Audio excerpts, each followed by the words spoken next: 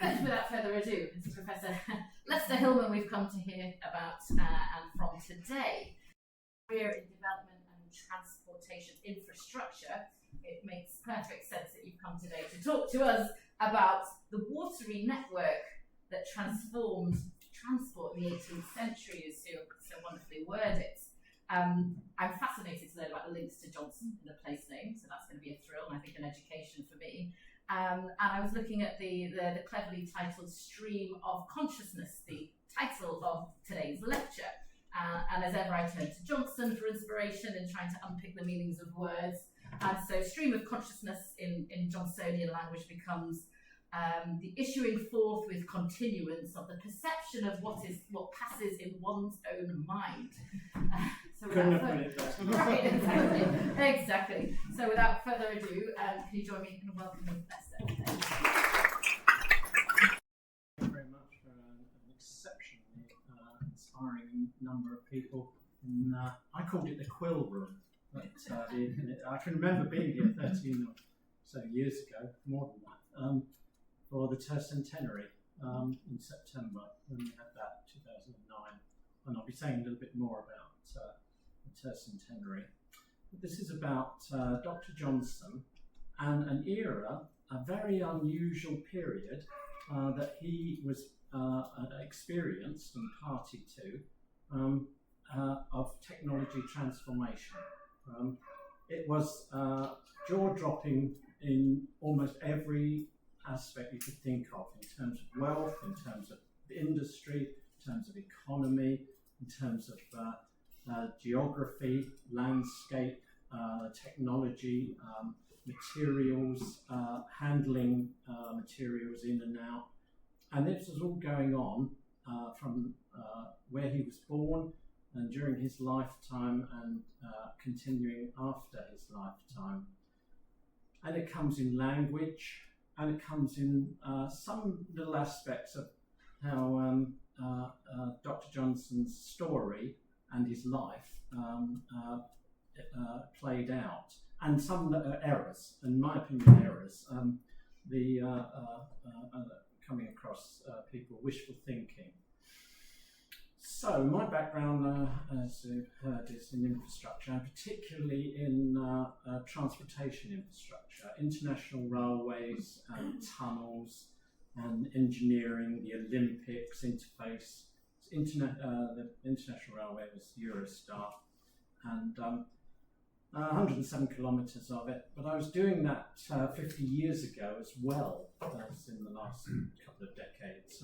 And that was to do with canals and waterways, and then engineering, particularly electricity, just up the road from here. And I'll be bringing those aspects and some Johnson names that are teasing in that context. So, there we go.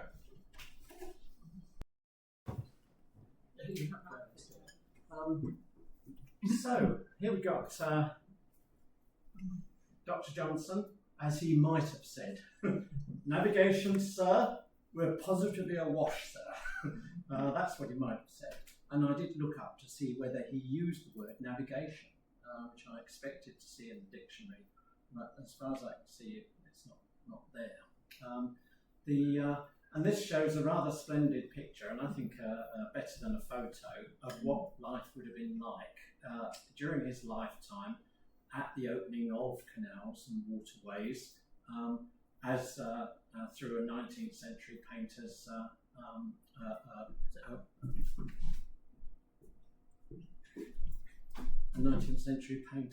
perspective. So where does it come in terms of, where does water feature in his writing? The image, as you can see, is at St Clement Danes, and come back to that towards the end of the talk. Being in a ship is like being in a jail with the chance of being drowned. Jail has more room, better food, and commonly better company. So he's got an attitude about ships. The stream of time, Shakespeare preface, and I'll be coming back to that at the end of the talk. And in Goldsmith's Travel, with secret course which no loud storms annoy, glides the smooth current of domestic joy. So he uses alliterations. patron. This is one where he was particularly displeased. One who looked with unconcern on a man struggling for life in the water, and when he has reached ground, encumbers him with help. His patronage, dictionary patronage, very appropriate, sitting next to it. Canal. So when you look in the dictionary, and there may be more to mine there, a canal, any tract or course of water made by art, as in canals in Holland. So it's not so much picking up on what would be happening in the northwest, but evidence from Europe. A canal, a basin of water in a garden. A canal, a conduit or passage for juices in the body. I looked up words that I hope might be in there, and you get them. A bit ambivalent sometimes, flight, staircase, navigation. Windless, certainly their canal is there. Cut, I was surprised not to get cut in there. It's a word that comes from early days of the canal, cutting and embanking.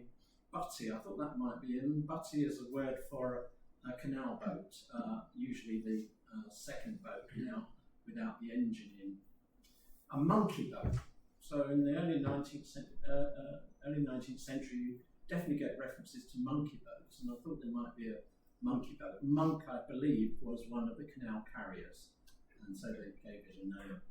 Paddle, that is part of the lock mechanism. I thought that might get in there. And I was very surprised not to get navvy, which of course is a derivative of navigation. So navvies are the, as we have now, but it comes from the canal era, when people were navvies on the canal, engineering. So there he is at the Gentleman's Magazine, and I'm wearing my Dr. Johnson office tie. It's the first time the Dr. Johnson office tie, I think, has ever been worn in Dr. Johnson's Gough House. And I will show you a picture of me in Dr. Johnson's office, notwithstanding the desk here. So I do spend a lot of time at St John's Gate, St John's Priory, the Hospitaller Order down at Clerkenwell, and they have a display of the Gentleman's Magazine, and you can of course go up. How many people have ever been up into Dr. Johnson's office? Oh, well, there you are. That's worth doing. It's almost walking distance from here, and it's a museum as well.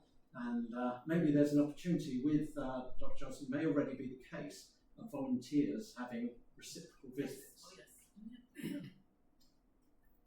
And here I am. There's Dr. Johnson's office and me at St John's Gate. And it's, for a sizable period, it's there. David Cave is an important character, and Dr. Johnson spending time behind a little curtain in that area. So, does it feature canals? Well, you can, as you can imagine, a very adroit publication seeking out change, advertising, sponsorship, public notices, countrywide audiences. It does feature there about surveys for canals in his lifetime, actual maps of the canal, proposals in the Midlands. We're talking about a man from Lichfield and Staffordshire, and that's the heart of canal country. And then the canal era,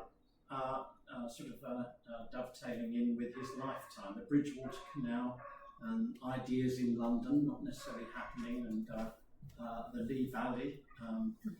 And then there's two main periods of canal building in this country, 1761, and when you get Bridgewater Canal, and Canal Mania for a brief period after things perhaps a bit settled down with France and people get back to domestic issues. And here in London, one of the last canals, and a very substantial canal, Regent's Canal. I'll be talking about that, and about how you've only got to go up a few hundred yards from here, and you can immerse yourself in a landscape that wouldn't have been unfamiliar to Dr. Johnson. born in Lichfield, as I say, and you've got industries there that are just prime for a canal business, because there's clay and fuel for movement, and the canals are perfect for delicate cargoes and end users distribution. Far, far, far safer than rickety old roads and lack of roads. Did he dwell at Brentford in West London? Question mark. Come on to that. And he's got this, no doubt, enormous appetite for spending money, getting money, sponsorship, commissions, and he's going to be aware of a changed landscape in terms of markets, readership, and sponsorship. So people with new money, a wish for conspicuous consumption, a wish to influence in Parliament and getting loans and bigging up shareholder value. So canal readership, canal listeners, are, I think, going to be at the front of his interests, and they're a fresh group of people.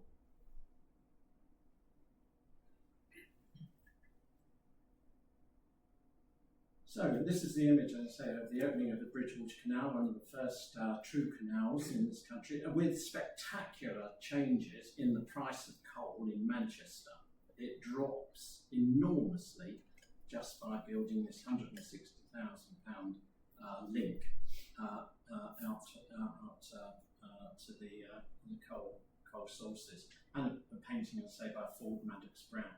And you can see everybody there at openings with troops. I'll be saying a bit more about that, and bands and festivities. I think it's called the Yvonne boat. Don't know if that's still going around. And as I say, there will be a huge amount of partying and celebration, even though they often were running hand to mouth in their building period. They could deliver huge dividends, even if they then went bust. They also had parties for it. So Dr. Johnson might well have been aware of or commenting on those sorts of occasions. And this was one for the Grand Union Canal, which is the further link to the Regent's Canal. And you see some familiar names, Mr. Prade, as in Prade Street, so sponsorship. Did he go stay at Brentford? Question mark. It sounds plausible. He can get on a boat, comfortable, just glide with the tide upstream to Brentford, and a quiet, relaxed period. A lot of people did that. I think David Garrick might have done a bit of that. He does go around to other places, and other figures, toddle up to other parts of North London, to Hampstead and so on. Did he go those 10 miles to Brentford? It's a long way to go, but it's a comfortable journey compared with battering about on poor roads and rickety and time. And you can have a snooze as you're going. There's hardly any work. The tide does it all for you. I don't think so. So it's plausible in the sense that it's a ferry terminal. There's a lot of activity going on there. Other people possibly staying there, and you can come back to the city. But I think that what you may find on the internet and so on, and indeed in Brentford, is wishful thinking. I think it's linked to another Johnson, Dr. Robert Johnson, a local worthy Doctor of Medicine Johnson, and they've got quaysides and sheds and that sort of thing, roads named after this Johnson, that is Robert Johnson, and everyone has just hoped and wished that it might have a link with Samuel Johnson. While we're on it, I was hoping to clear up in my mind about Johnson type. There is a Johnston type, but it's got a T in it, and it's not named after Dr. Johnson. There may be another typeface, and he seems worthy of it, perhaps more than whoever Johnston with a T was. And the Harry Beck, he deserves a typeface, but I don't think we've got a Johnson typeface, as far as I'm aware. streets around there named after famous people. There is a Ben Jonson Street. Ooh. Nelson, Galsworthy, others could be. The promoter is John Nash, and there's a house that he was developing on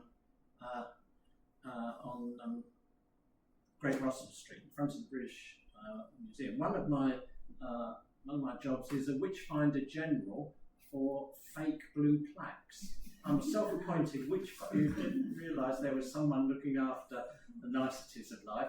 I am that person. I find fake blue plaques. I'm the witchfinder general, and I found one very nice one, and I thought it was so nice. I just a blind eye, just facing the British Museum. Anyway, that's another story. John Nash, a blue plaque to him, and fake one, just like it's gone now. Not what I do. He promotes the road, the canal. There's a lot of interest in the canal. We've got the state barges, and we've got people thinking about who should be on boats. Monkey boat, there you are, with beer and workmen. Very dangerous combination, ceremony. And they've obviously crossed something out. Monkey boat with something and something else. And you've got proprietors, and you've got the barge committee, the state barge with the Regent's Canal proprietors. And here's a painting in Guildhall Art Gallery, and this is the bloke. It's actually a previous job he had in the Siege of Gibraltar as an engineer in the army, and here he is at the Siege of Gibraltar, Mr. Make It Happen, you know, Mr. Fix It, Mr. Backroom, supply, ordnance and everything, and there he uses the picture in his little personal memoir that he wrote afterwards. So these are the sort of people that are building and celebrating canals. This one very near us, the Regent's Canal, but a bit later. So there's a Johnson Lock. It's number 10. Unfortunately, Johnson was probably a landowner. This Robert like I was saying about the other Johnson, Robert Johnson. It's probably a landowner. There doesn't seem to be any reference to why it's called that. I would have assumed it was a landowner. A lot of bridges are called, bridges and locks are called after individuals. Hawley at Camden Town and the Islington Sturts Lock, they're named after landowners. But that Johnson Lock, jury's still out, those place names nearby, Halley, Repton, Copperfield, Rhodes, Turner, I wonder. Anyway, more effort, something might turn up. And there's features from there, a word that Dr. Johnson would have known. That's the keystone of the bridge at Camden Lock. And even more three-dimensional is that there are festivals and there are canal boats and means of transport, and the way of getting the means of transport backwards and forwards across the canal in display and on activities at festivals. And this was one at the 200th anniversary of the Regent's Canal works, with this horse-drawn butty going down to the London Canal Museum. And there's festivals, so chance to promote Dr. Johnson with these sort of festivals that run, 2 of them in London every year, maybe one up in Staffordshire.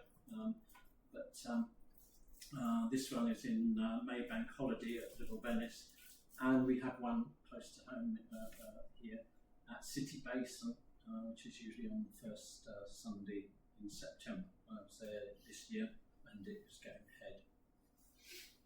And there's informal ones as well. This is how they have regattas in Shoreditch. This is the Shoreditch Regatta, and there's the canal, and you can walk on water. It is possible. They're obviously saying, and downstream, down the canal, is towards Johnson Lock, and so they can all float down to Johnson Lock and carry on the party. A few last words. This is the statue I was showing earlier on, which is at the end of Strand and Fleet Street, and this was at the tercentenary. You won't notice it, but in the first shot, there was a lot of white stuff on here from birds, and there's a lot of water here. And on the 14th of September, I literally took my bucket and a very stiff brush, or not too stiff, but a stiff brush, and I borrowed a ladder and brooms from the very helpful people in St Clement Danes, and I spruced up Dr. Johnson, ready for his tercentenary. So that was that, and then I did a bit more leaf sweeping, and then we were down here, in the quill and pen exercises, and can you feel the palm? So it's all coming back to me. I know. I sweep it all up. 2 years later, and that's what it looks like. I kid you not. You wouldn't believe it unless you saw the picture. So Saturday, the 10:30, there I was. I didn't have my brush and my pail with me at that occasion, unfortunately. And obviously there's Johnsonian quippers there.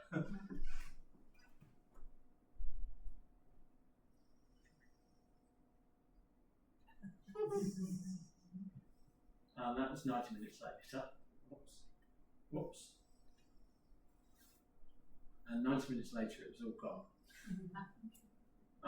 It was renter garbage. And the film. And something for today, and here. Today's 24th of October. And it comes from Crispian. The speech is only 20 lines, but a very famous speech in Henry V, and a comment by Dr. Johnson. And this is not all of it. I'm not going to try and be Laurence Olivier either. He that shall see this day and live to old age will yearly on the vigil feast his neighbours and say, tomorrow is St. Crispin, that is tomorrow. And Crispian shall ne'er go by from this day to the ending of the world, but we in it shall be remembered, we few, we happy few, we band of brothers. There you are, fine quote for the eve of St. Crispin's Day today. Thank you very much.